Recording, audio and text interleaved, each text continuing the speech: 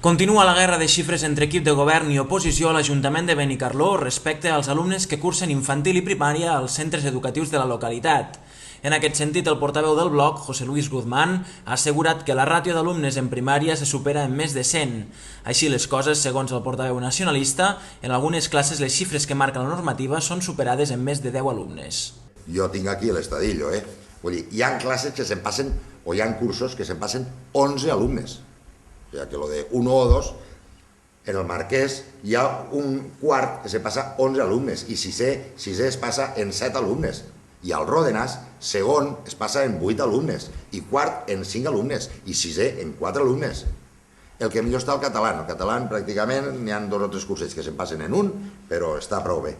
La Consolació, hi ha un curs tercer que es passa en 15 alumnes. D'altra banda, el bloc de Benicarló ha presentat les seues propostes de cara al pressupost 2009 de l'Ajuntament.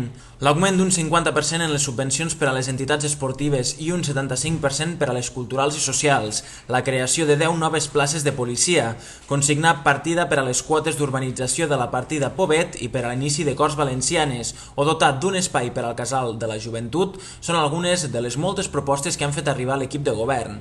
Unes propostes que, segons Guzmán, seran rebudes per l'equip de govern de forma tibia i escudant-se en la crisi que viuen els ajuntaments. Sabem que ens diran que l'apartat de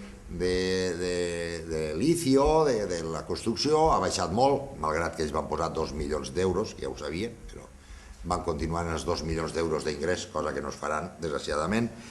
Però, així es troben totes les ciutats i així tirem per avant totes les ciutats. El portaveu del bloc a Benicarló també ha criticat novament l'actitud del primer tinent d'alcalde, Antonio Cuenca, una actitud que ha qualificat de prepotent.